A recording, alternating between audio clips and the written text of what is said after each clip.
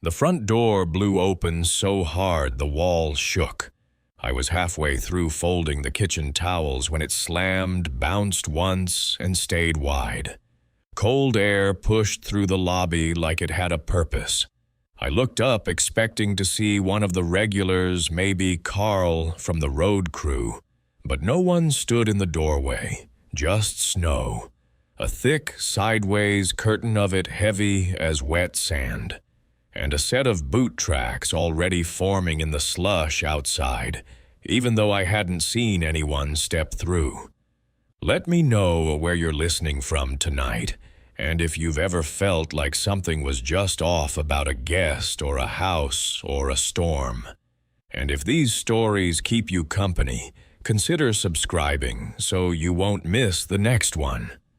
My name's Dana Ellis. I was 37 when this happened, working full-time at a mountain lodge just off mile 247 in northern Colorado. These days I'm 56 and retired, but back then that lodge was my whole world. Clean rooms, endless coffee, and a rotating cast of oil workers and snowplow guys who stayed during storm season. I'd taken the job after my divorce, needing something quiet somewhere out of the way.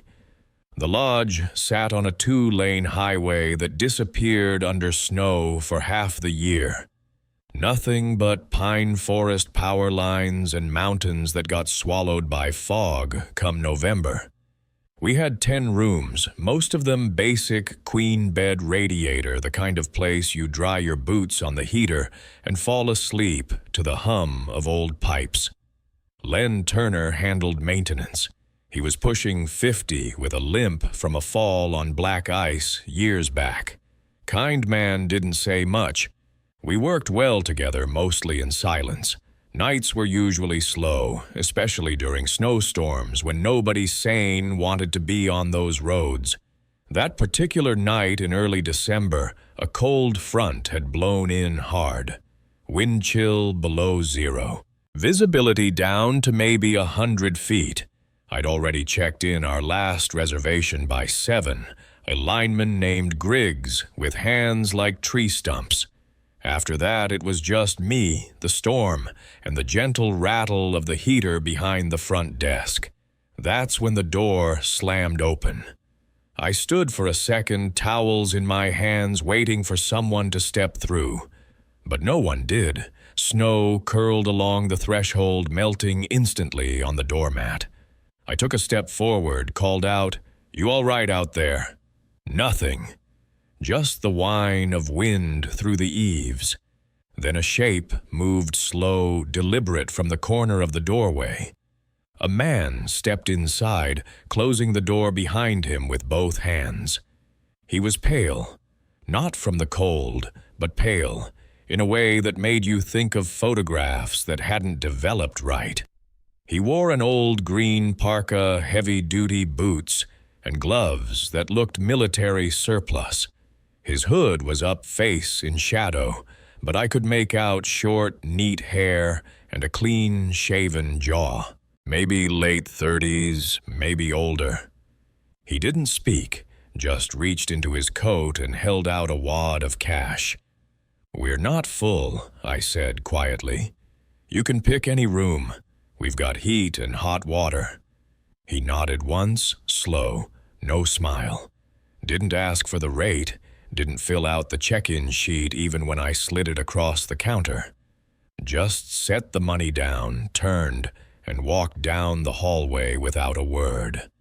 I gave him room 3. It was the warmest. Close to the furnace, no windows facing the wind. He didn't ask for a key, just pushed the door open and went inside. I stood behind the desk for a long time after that. Something about him felt off. Not dangerous, not rude, just misplaced. Like he'd stepped out of a different year, or didn't quite belong to the world outside that door. About an hour later, I brought him fresh towels. Usually I wouldn't bother, but something gnawed at me. I knocked gently. No answer. Knocked again, firmer this time. Still nothing. But I could hear the radiator pinging inside and the faint sound of breathing. That's what it sounded like. Slow, steady, not labored, just too even. Like someone was concentrating on every breath. I slipped the folded towels onto the doorknob and left them there. Didn't try again. Later that night, Len came through the back entrance, stamping snow from his boots. He looked at me with raised eyebrows. "You see who came in just now?" he asked. I shook my head. Only had one guest since the storm started. Len looked toward the hallway. "Well, someone's out by the tool shed. I just saw a man standing there in the wind. Didn't wave, just looked straight at me. You sure it wasn't room 3? He frowned. He wasn't dressed for the cold, no hat, just standing there like the storm wasn't touching him. We went outside together, flashlights in hand. The tool shed sat a good 20 yards from the lodge just past the propane tank. There were no footprints leading to it, just snow blowing in tight, angry circles. When we reached it, the door was still padlocked. Nothing inside had been touched. Len swore he saw someone. I believed him. Around 2:47 a.m. I woke up on the couch in the manager's office. The power had flickered, making the heater cycle off and then kick back on with a loud clang. For a moment, I couldn't place what had startled me until I heard it again. 3 knocks, not on the front door, but on the hallway wall, room 3's wall. Then silence. I waited, held my breath. Nothing more came. But when I checked the lobby clock, it was exactly 2:47. The next morning, the snow had eased just enough for plows to clear the highway. I brewed fresh coffee, left out some bagels. Around 8 hours, I knocked on room 3 to let the man know checkout was at 11. No answer. I knocked again, louder. Still nothing. The towels I'd left were untouched. I unlocked the door and stepped inside. The room was clean, bed made, heater still on, but the window, the one that didn't open, was cracked from the inside, a jagged line from corner to corner. No bags, no coat, no boots, just a key set gently on the pillow. And one strange thing, the mirror above the dresser was gone, completely removed from the wall. The screws lay neatly on the nightstand, the glass itself missing. Len checked the security camera by the front door. No one had left, not on foot, not in a vehicle, not through the back entrance. That night I found a trail of snow-damp footprints leading from room 3 to the end of the hallway, where the emergency exit was chained shut from the inside.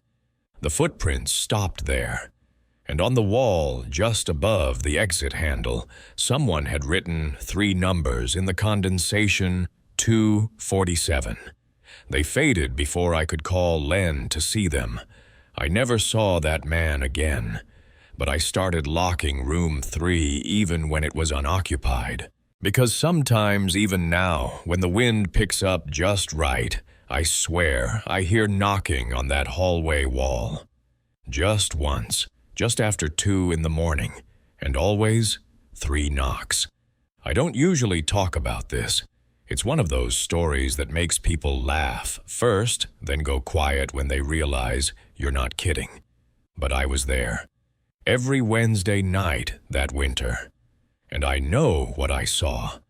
In 2019, I took a job up in Alaska for the money. Not pipeline money, I wasn't cut out for that, but enough to pay tuition and get a little ahead.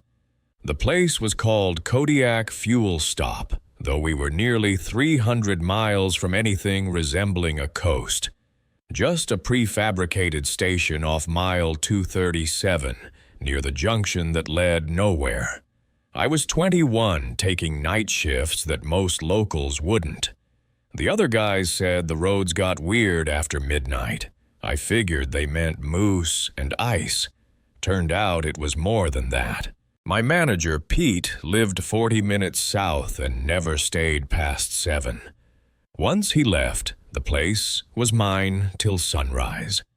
It wasn't bad.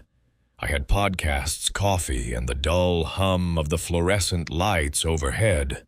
The building itself was squat and cold, even when heated aluminum walls, 2 pumps under a wide metal canopy, and a small supply room that always smelled like diesel and old rubber.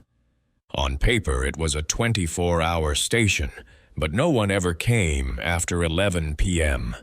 Not until the truck started showing up. It was late January when I first noticed it.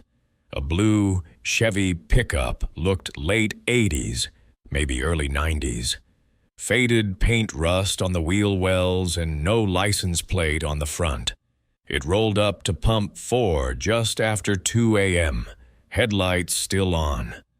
I remember that part clearly because the beams cut through the falling snow in these long, unbroken lines. No flicker, no wobble. Just steady light like something out of a still photograph. I waited. Usually drivers came in for coffee or to thaw their fingers, especially during a freeze. But no one got out. I watched for a good 3 minutes before stepping toward the window and cupping my hands against the glass. Still no movement.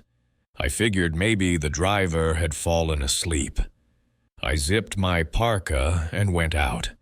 The snow crunched underfoot, soft but heavy. By the time I got to the pump, the truck's engine was still running, but the window was rolled up. I knocked once on the glass. The man inside, I assumed it was a man, didn't turn. He just sat still, both hands on the wheel, staring forward like he hadn't heard me. That's when I noticed the eyes. There was something wrong with them.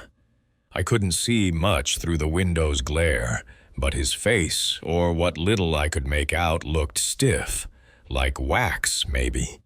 His skin had this grayish tone, like the way skin looks when someone's been outside too long without gloves. The worst part was the expression not scared, not angry, just blank, a kind of stillness I hadn't seen before. I backed away and went inside, locking the door behind me. I kept watching through the glass, trying to make sense of it. The truck never moved. No one opened the door. Then right around 2:12 a.m., the headlights blinked out. Just off. No fade, no dimming 1 second light, the next, nothing. I went to grab the landline to call Pete, but by the time I turned back, the truck was gone. I didn't hear it leave. No engine, no tires on gravel, no lights fading down the highway. Just gone. The pump screen still showed $0, and the snow, where the tires had been smooth. No marks, like the wind had erased everything in seconds. I told myself it was a weird customer. Maybe drunk, maybe something else. I wrote it off, drank more coffee, and tried not to look out the window for the rest of the night. But the next Wednesday, just after 2 a.m., the same truck returned. Same make, same rusted wheel wells, same headlights cutting through the snow. This time it parked a little closer to the window facing the store. I didn't go out. I didn't even move from the stool. I just watched. The figure inside didn't shift, didn't look toward me. He just sat there. I kept thinking he was going to open the door, come in, ask for gas or coffee or something. But nothing happened. Not for 10 minutes. Then the frost started forming on the window. Not on the glass in the store, on the inside of the truck. I could see it spreading slowly along the windshield. Not fog, frost, thick like ice on an old freezer door. And even then, the figure didn't move. At exactly 2:16, the headlights turned off. And just like the week before when I blinked, the truck was gone. That's when I started checking the logbooks. We had these paper forms we filled out when we opened and closed, listing all sales deliveries and maintenance checks. I flipped back through the Wednesdays, going back 2 years. Every January and February for 4 weeks straight, no transactions recorded between 2 and 3 a.m., but scribbled in the margins were little notes from former clerks. Pump 4, weird frost pattern, blue Chevy again, check camera next time. None of it was official, but enough to make my stomach knot. I pulled the external camera footage for the lot. There's one above the door, one pointing at the pumps. The recording from that night showed the parking lot, snow blowing sideways, empty. No truck, no headlights, no figure. But I remembered the light. I remembered the shape. I remembered watching it sit there for 10 full minutes. I showed Pete the footage and told him what I saw. He didn't laugh, just sighed and said, Walter Ricks drove a blue Chevy. Worked at the tin mine up north. Disappeared back in '92. Same truck, same time, every year. That was all he said. The next Wednesday, I set my alarm for 1:55. Made sure the coffee was fresh, heater running. At 2:04, the truck rolled in again. But this time, something changed. There was someone else standing beside the truck. A figure. Thin, wearing a parka with fur trim, facing away from me. I thought maybe someone had broken down, maybe needed help. I moved toward the door, but something stopped me. I don't know what exactly, just a feeling, the kind that rises behind your ribs before your brain catches up. I turned off the interior lights and watched from the back room. The figure beside the truck turned toward the window, and it wasn't the same man from before. This one looked like a teenager, face pale, eyes wide, like he wanted to scream but couldn't. He reached one hand up, touched the glass on the passenger side. And then he was gone. Not like he walked away, he just disappeared. Like fog pulling back into the trees. The truck remained for another minute, then the lights went out. I stayed there until dawn. Didn't move, didn't sleep. Just watched the pump until the sun broke over the hills and the snow turned golden. After that night, I requested day shifts. Pete didn't argue. The new guy, Devin, took over nights. I never told him about the truck. Didn't have the heart. But about 3 weeks later, I came in to start my shift. The first thing Devin said was, "You ever see a blue Chevy out here after 2?" I told him no. He nodded and said, "Well, it's back." Back in 2017, I spent 5 days in the Copper River Basin with my father, and I haven't stepped foot in that part of Alaska since. Not because we got lost or injured or ran into anyone, but because I'm not sure what we encountered was something we were ever meant to see. And once you've felt, watched that long, that closely, it changes how you move through the woods. I was 28 then, working part-time as a wildlife photographer, mostly contracting with backcountry lodges and outdoor brands. The fall season was winding down, and my father, Richard, who had just retired as a state game warden, invited me to join him for a late moose hunt before the snow came in too thick. It wasn't unusual for us. We used to go out every October when I was younger, and I figured the time together would be good. He was 63 and still moved like someone 20 years younger. Tough, methodical, quiet. We drove in from Glenallen and set up camp near a tree line close to the edge of a frozen tributary. The landscape was vast, wide meadows split by brush, shallow streams, half iced over, and mountains in the distance that stayed dark well into morning. I remember how crisp everything felt. Even the wind had this clean, brittle quality, like the land was holding its breath before winter. The first strange thing we found was on the second morning. We'd split off in opposite directions around dawn, each taking a rise above the tree line to glass the area for movement. When we regrouped around noon, my father looked unsettled. Not spooked exactly, but alert in a way I hadn't seen before. He led me to a clearing about a quarter-mile west of our camp, where something had gutted a snowshoe hare. It wasn't just a kill site. The body was untouched aside from a single incision across the belly, long and straight. No torn fur, no bite marks. Almost surgical. The organs had been removed and laid out beside the animal in a neat line. Heart, liver, stomach, everything intact, placed side by side, like someone was displaying them. The snow was clean except for a few paw prints, big ones, too big for a fox. My dad crouched beside it, not speaking at first. When he stood, he only said one word: odd. We moved camp that afternoon. Not far, just east, closer to the river where the brush was thicker. He didn't explain why, but I didn't press him. That night we stayed up late, sipping coffee from a dented thermos and listening to the cold settle in around the tent. The forest felt dense and still, as if it were listening too.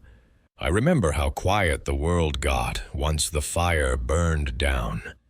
The next morning we found another site.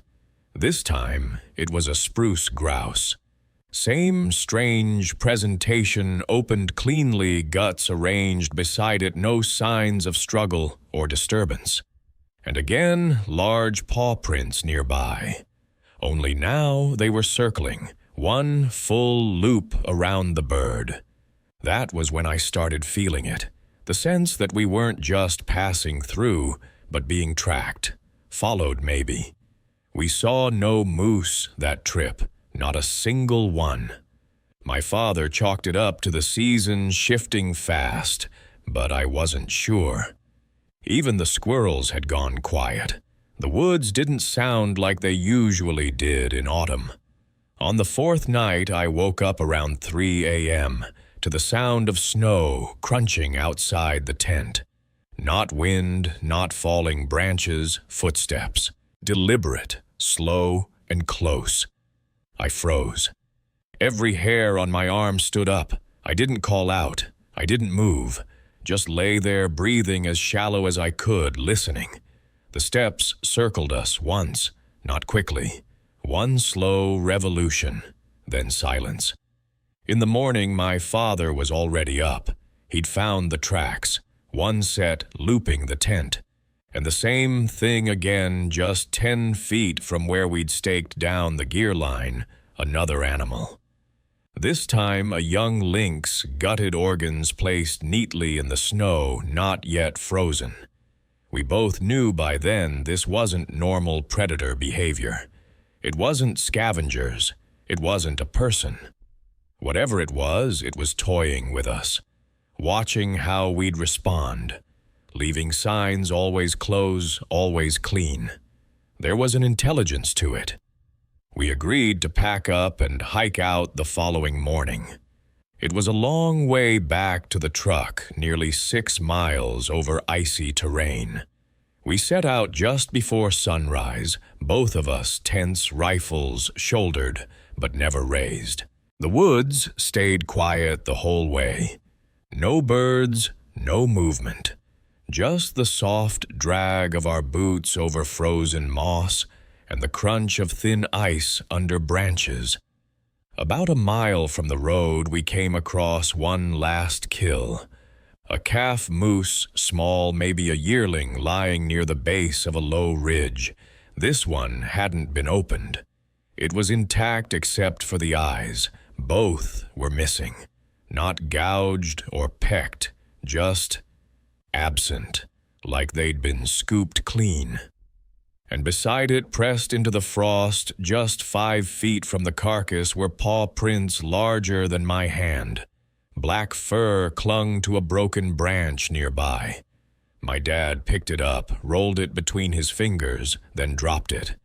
"Wolf," he said, "but not any wolf I've ever seen."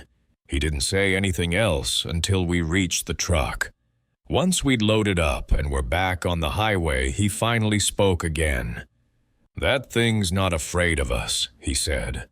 "I don't think it ever was. I never went back to the Copper River Basin. My father hasn't either.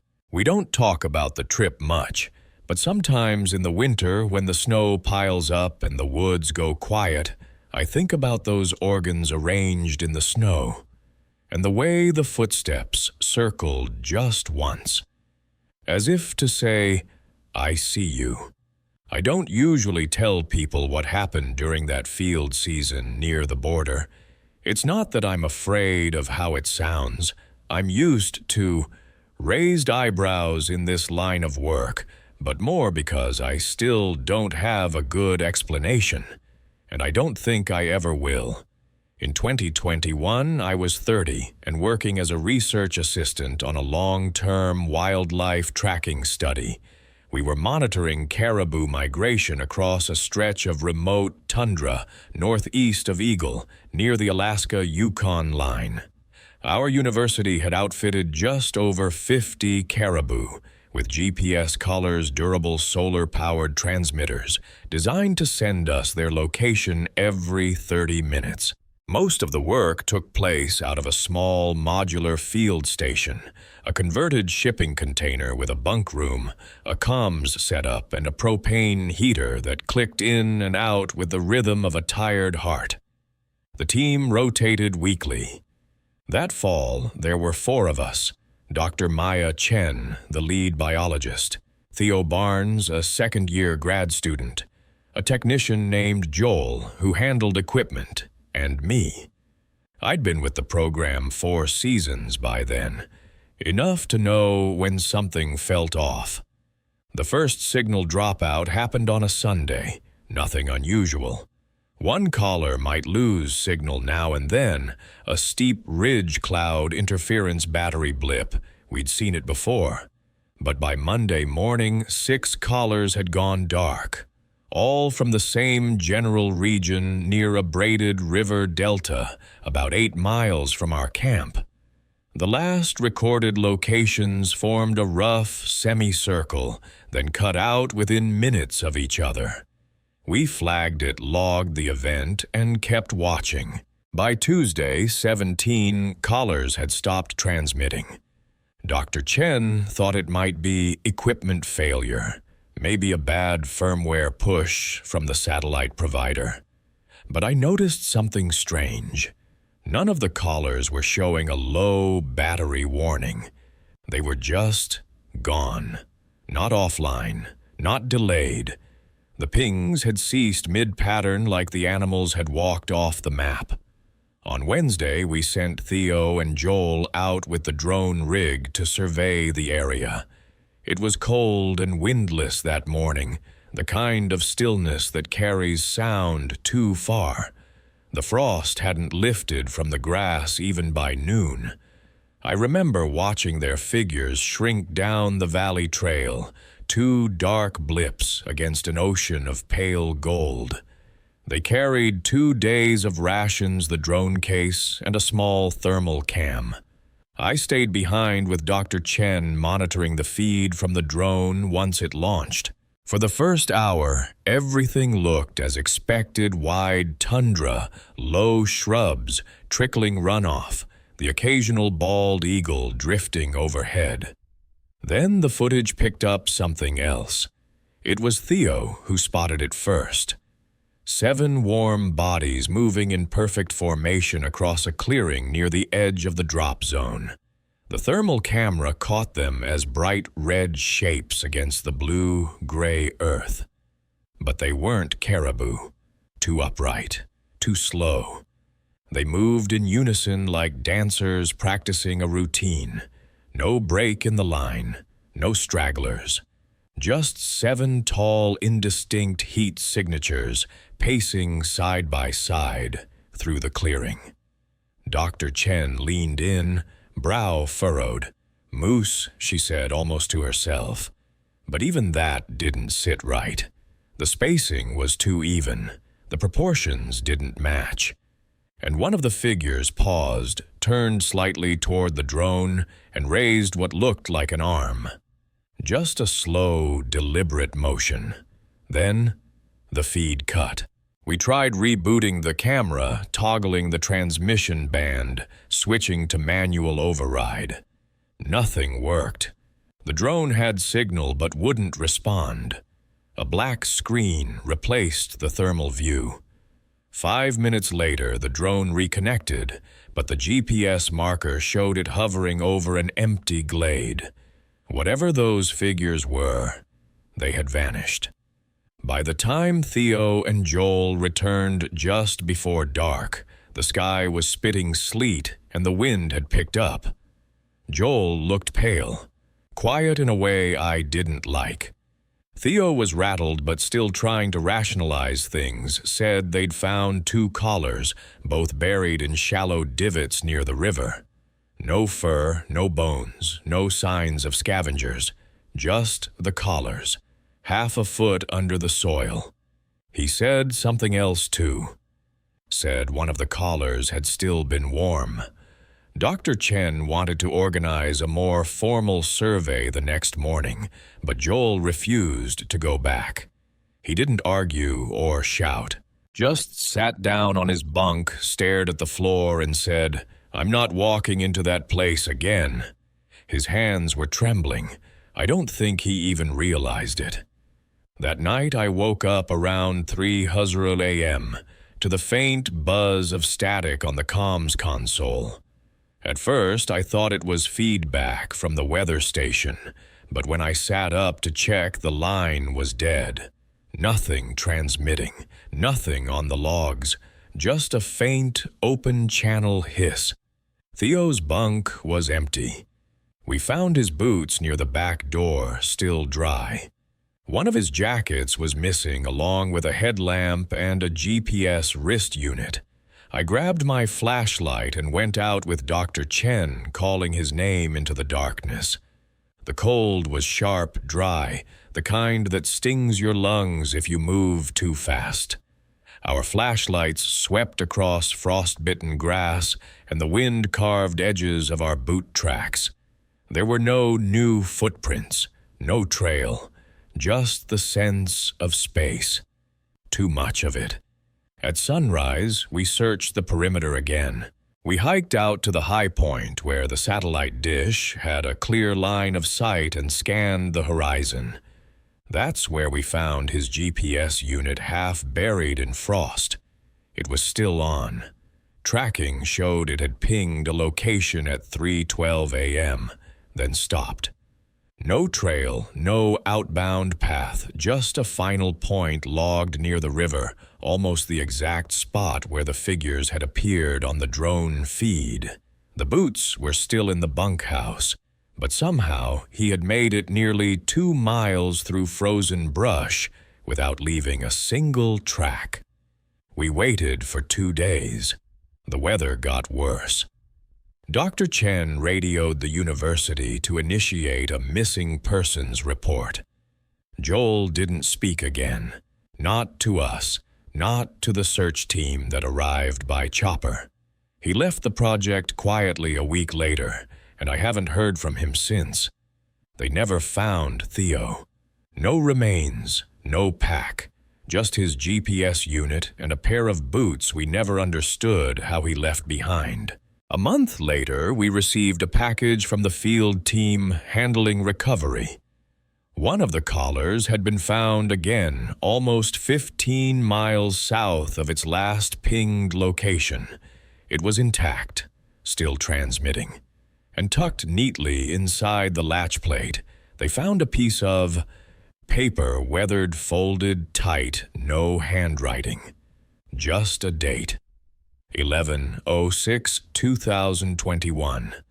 The morning Theo vanished. We ran that collar's number. It had belonged to a female caribou named Tag 43B. She was one of the first we ever collared known to migrate reliably every year. She had gone offline along with the rest. Sometimes late at night, I still pull up the archived GPS map from that week. All those green markers blinking in slow rhythm, then one by one disappearing, like lights winking out in a hallway you can't see the end of, and always in the same pattern, the same shape, 7 at a time. I was only supposed to be at the lodge for 8 weeks that fall, just long enough to shut everything down for the season and make a little money before winter hit hard. Glacier Lake doesn't get many guests after mid-September, especially up in that part of Montana, where the roads twist like veins and the fog sets in early. Most of the guests had cleared out by the time this happened. Just one group left, staying in the lower cabins near the old cedar bathhouse. My job was simple. Check the pipes clean, the stone tubs sweep out the spiders. That bathhouse had been there since the 1940s. Original slate floors, high windows, warped from decades of steam, and a low ceiling that made every sound bounce back at you in strange, softened echoes. The heating system was ancient but reliable. Each tub had its own boiler line that clicked and hissed when it warmed. I came to like the rhythm of it, the sound of water filling old stone, the gentle creak of wood framing, settling for the night. There were 3 guests left that week. Amanda and David, a couple from Denver and Troy, who I think had driven up from Missoula. They all arrived the same day, booked separately, but quickly started spending time together. I'd see them laughing on the dock in the mornings, bundled in robes, sipping something from tin mugs. Sometimes they'd go into the bathhouse for hours, talking or soaking, until the windows fogged over completely.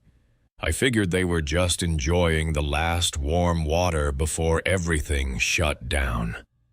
One evening, about a week before I was due to leave, Sam, the lodge manager, asked if I'd lock up the bathhouse for the night.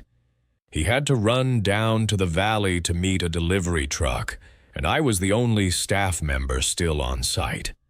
He handed me the keys and said to make sure nobody stayed past 10. When I walked over around 9:45, the air outside was sharp and quiet. You could hear the lake lapping faintly against the rocks and the distant call of loons echoing from the far shore. The bathhouse windows were lit from inside soft gold through the condensation. I knocked once before entering just out of habit, and the door creaked as it opened. The room was thick with steam. I could barely see the far wall at first, just vague shapes and the glint of water under low light. Amanda was sitting alone in one of the tubs, her hair tied up in a towel, reading something. She looked up startled and asked if everything was okay. I told her I was just giving a heads up that closing time was coming. She nodded and said she'd wrap up soon. I remember glancing around and not seeing the other 2. No David, no Troy. I asked casually if they were still in there, and she shook her head. "Just me," she said. "They left a while ago." I walked around the far side to double-check just out of protocol. All the tubs were empty except Amanda's. Towels hung from hooks, and a bottle of wine sat open near the bench, but there was no sign anyone else had been there recently. I shrugged it off and locked up behind me. The next morning I noticed Troy hadn't come down for breakfast. Amanda and David were there, chatting quietly, but they both seemed tired, a little tense. I didn't think much of it until around noon when Sam radioed me asking if I'd seen Troy. He was supposed to check out that day and hadn't returned his keys. By mid-afternoon, it was clear he was gone. His car was still in the gravel lot.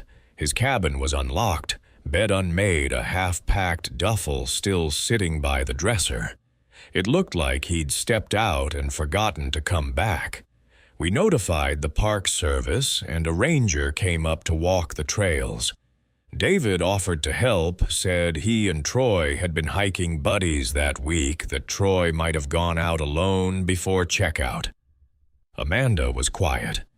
When I asked her if she remembered what time Troy left the bathhouse the night before, she hesitated, then said I didn't actually see him leave. I assumed he slipped out while I was reading. That night, I couldn't sleep. Something about it just sat wrong with me. I went out around 2 a.m. with my flashlight and walked down to the bathhouse again.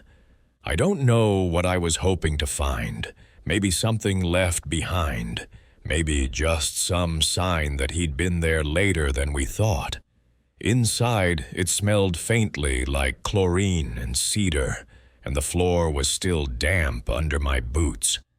I stood in the middle of the room for a while, listening. That's when I noticed the bench near Amanda's tub had moved, just slightly, enough to expose something wedged beneath. It was a pair of Troy's flip-flops, still damp.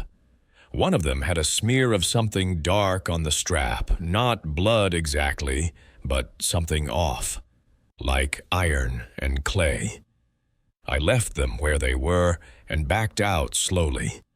The next day, the ranger returned with a search team.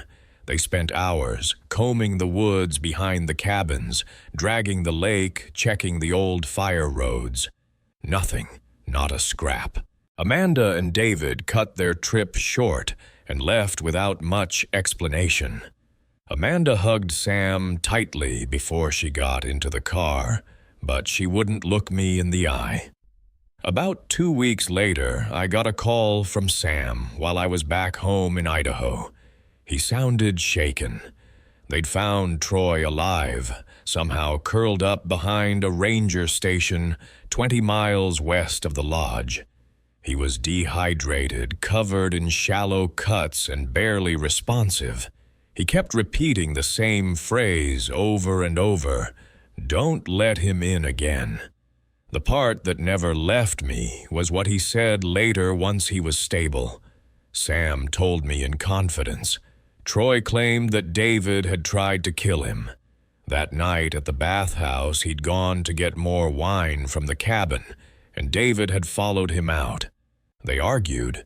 Something about Amanda. Then David pulled a knife. Troy said he ran, barefoot, through trees over rock, not even knowing where he was going. He didn't remember much after that. Just branches and breath and someone calling his name in the wrong voice. David was arrested a few days later. Amanda admitted she'd lied about the timeline, said she was scared and confused and didn't know what to do. She said she thought it was just a fight, but something in her face said otherwise. I've thought about that bathhouse a lot since then. The way sound carries through the stone, how every small movement seems bigger in the mist. I still wonder what Amanda saw or heard while she sat there reading in the steam, and whether she was reading at all. Some places are built to hold silence, others are meant to echo. And sometimes the worst things happen just out of earshot, in that space between the splash of water and the click of a door you didn't hear open. I was 19 the summer I worked at my dad's fishing camp in Alaska. It was a quiet stretch of river near the edge of Wrangell St. Elias, one of those places where the world feels older than it should, where the wind through the trees sounds like someone trying not to speak. The camp wasn't fancy. A row of canvas tents, a mess shelter with a propane stove, and a dock where float planes came and went twice a week. My dad had run it for years, mostly taking out-of-state fishermen on guided trout trips. I was there to clean gear-load boats and do the grunt work. We didn't see many strangers, especially not ones walking in. Everyone either flew or paddled, so it stuck with me that morning near the end of July when I saw someone I didn't recognize standing down by the river. It was early, just after 5, and I'd gotten up to check the freezer generator. Fog was still hanging low over the water, moving in slow ribbons. The stranger stood by the canoes, facing the current like he'd been there a long time. He wore a green raincoat, the kind with a rubbery sheen, even though the sky was clear. His hands were in his pockets. He didn't turn when I called out, just stood there, watching the river. I started walking toward him, figuring maybe he was lost or part of a hiking group. But as I got closer, something about him put me off. He was too still. His clothes were soaked like he'd climbed out of the water, not walked alongside it. I stopped about 30 feet back and asked if he was okay. That's when he looked at me. Not startled, more like he'd been waiting. His eyes were pale, almost yellow in the morning light, and his face didn't match the rest of him. Not in an obvious way, just something off. Like the expression didn't quite fit the situation. He smiled faintly and said, "Do you know if Kyle made it?" I asked him what he meant, who Kyle was. He didn't answer, just stared for a few seconds longer, then turned and walked back toward the trees. Not hurried, no explanation. He vanished into the brush without leaving footprints on the damp gravel. When I told my dad, he assumed it was a solo hiker, maybe someone from the backcountry cabins, though those were 10 miles upriver. He said he'd mention it to the pilot next drop-off, and we didn't talk about it again. 2 days later, we were hauling in gear from a day trip when the lodge's radio crackled with a weather report and a news bulletin. A local teen named Kyle Foreman had gone missing that week, last seen about 50 miles east of us, hiking with a school group. Got separated near a creek crossing, never turned up. I felt something cold settle in my chest when they described him. The name, the age, the location. I told my dad, but he brushed it off, said we couldn't assume it was the same person. The rest of the week passed quietly, but I couldn't stop thinking about the soaked man and his question. I started scanning the shoreline more often, watching the trails behind the cabins, like I was expecting him to come back. I even kept a note by my bunk. If you see him again, ask what he means. One evening, just before sunset, I went down to the river alone. The light was turning orange through the pine, and the water looked like moving glass. I stood where I'd seen him last and looked upstream. That's when I saw the figure again. Not up close this time. He was across the bend where the trail splits toward the old ranger cabin. He stood perfectly still, half in shadow, the green raincoat bright even in the fading light. I didn't move. I didn't wave. I just watched. After about a minute, he raised his arm slowly and pointed at the river. Not at me. At the water. Then he turned and disappeared behind the ridge. The next day, I told one of the float plane pilots. He said a hiker had recently been found near a flooded section of riverbank. Boots, missing pack torn open. No sign of struggle, no trail out. Just footprints leading into the water and nothing beyond. They weren't even sure the footprints belonged to Kyle, but the time and location lined up. That was the last I saw of the man in the green coat. He never came back. But a week later, just before I flew out for the season, I found something that made my stomach twist. Near the canoes, tucked beneath a rock, was a photograph, faded, half-warped by moisture. It showed two boys standing by a trail sign. One of them was wearing the same green raincoat. The other had Kyle written in marker on the back, along with a date, July 2006, 3 years earlier than the summer I worked there. I never told my dad about the photo. I still have it buried in a box somewhere. I don't know who left it or how it got there, but I've replayed those words 100 times since. Do you know if Kyle made it? And every time I hear of someone going missing near the river, I wonder if someone else is seeing him now, a silent figure in a green coat, dripping and patient, pointing toward the water, like it's trying to answer a question no one really asked. I had driven through more small towns than I could count by that point in my career, but Ashfield was the kind of place you wouldn't notice unless you broke down right in the middle of it.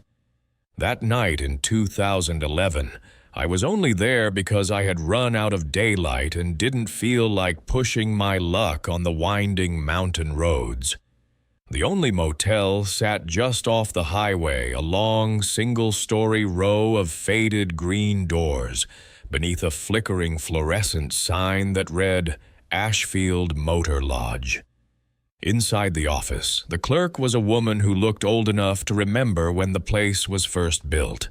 Her name tag said Gloria, and she spoke slowly, as if each word had to be pulled up from a deep well. She gave me the key to room 7, and added almost as an afterthought that she didn't usually put people in that unit anymore, but the others were already taken.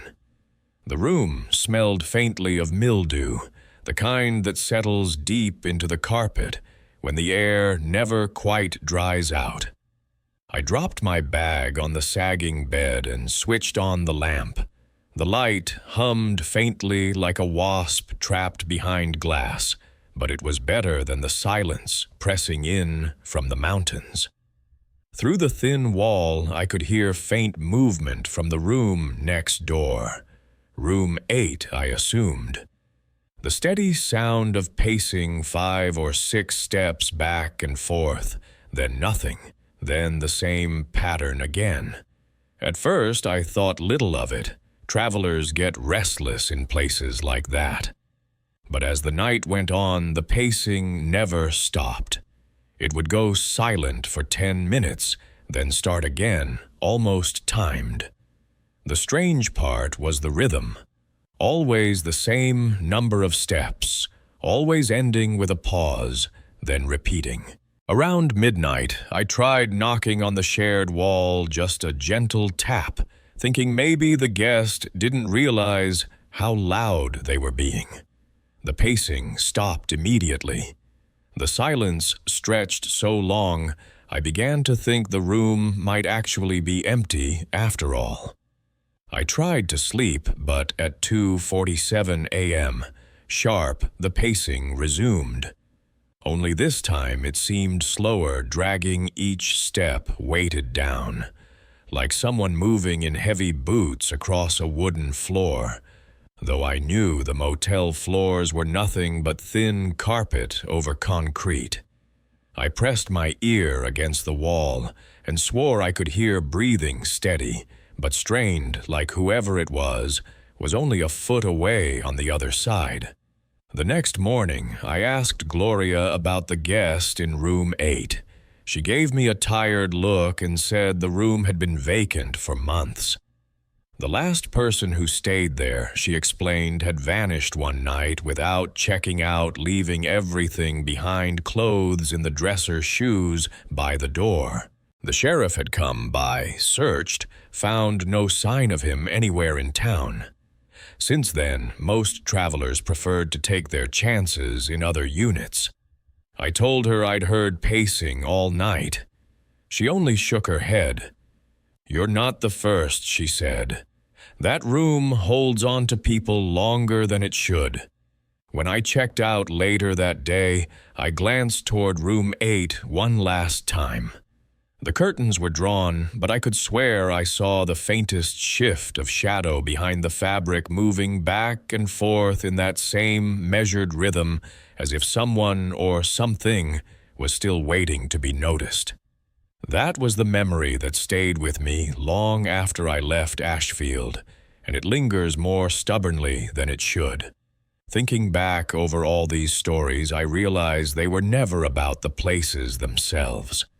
A motel room, a gas station, a snowy highway on their own, they're ordinary, forgettable. But it's the things we notice in the quiet hours, the details that don't fit, that begin to reshape those places into something else entirely.